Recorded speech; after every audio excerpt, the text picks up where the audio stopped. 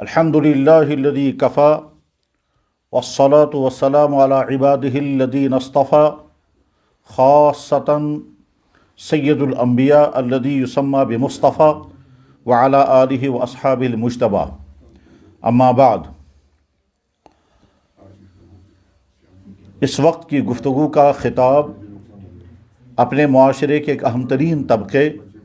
यानी हज़रात अइम्मा किराम से है।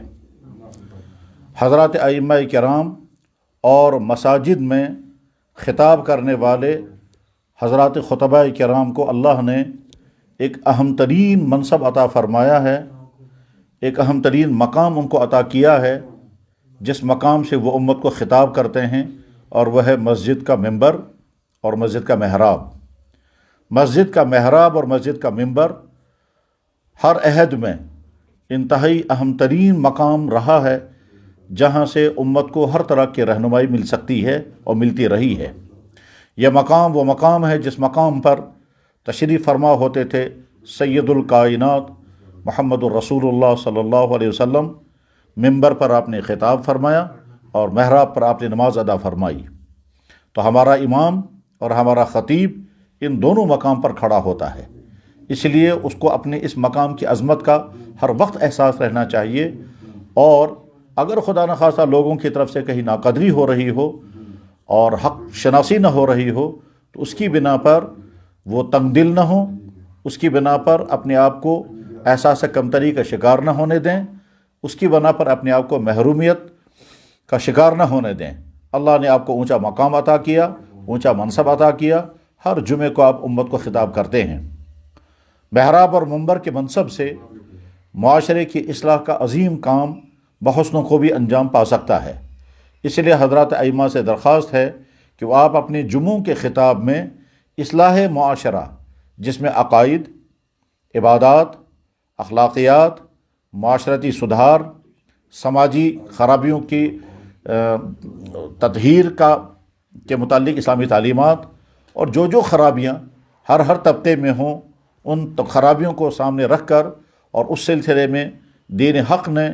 जो तालीमात इरशाद फरमाई हैं, उन तालीमात को अपना मौजू बनाएं, और इस तरह से इस्लाह मुआशरा का अजीम काम अंजाम पाएगा। हज़रत अइम्मा किराम इस वक्त हमारे मुआशरे के एक अहम तरीन तबके और वह है नौजवान नस्ल तरह तरह की खराबियों का शिकार हैं, जिनमें गलत ताल्लुकात, गलत फ़ैशन, गैर इस्लामी तर्ज़ ज़िंदगी और ख़ास तौर पर मुनशियात, इन दो तीन उमूर के मुतालिक हमारे अइम्मा अगर मस्जिद के मिंबर और महराब को मौजू इस्तेमाल करेंगे और इन्हीं मौजूबात पर गुफ्तगू करेंगे, तो यकीनन आज की नस्ल के लिए ये अहम तरीन पैगाम भी होगा और आज के नस्ल की सबसे अहम तरीन ज़रूरत पूरी होगी। आज के नई नस्ल ईमान से मुसलसल दूर होती जा रही है और इर्तिदाद और इल्हाद के दलदल में जा रही है।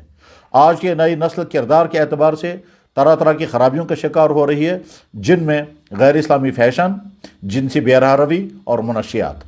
बस इन्हीं मौज़ूआत को, ईमानियात के मौज़ूआत, हुस्न अखलाक के मौज़ूआत, किरदार को तमाम खराबियों से बचाने के मौज़ूआत इख्तियार किए जाएँ। और इस सिलसिले में जो मुफीद लिटरेचर, मुफीद किताबें हज़रात अहल इल्म ने मुहैया की हैं, हज़रात अइम्मा किराम से दरख्वास्त है उन किताबों को पढ़ें और पढ़ करके फिर उसको मौजू बनाएं, और मौजू बनाते हुए उसलूब नहायत ही नरम, नहायत ही शफ़क़त आमेज़ और महब्बत के अंदाज़ में, हिकमत और दावत के अंदाज़ में गुफ्तगू करें।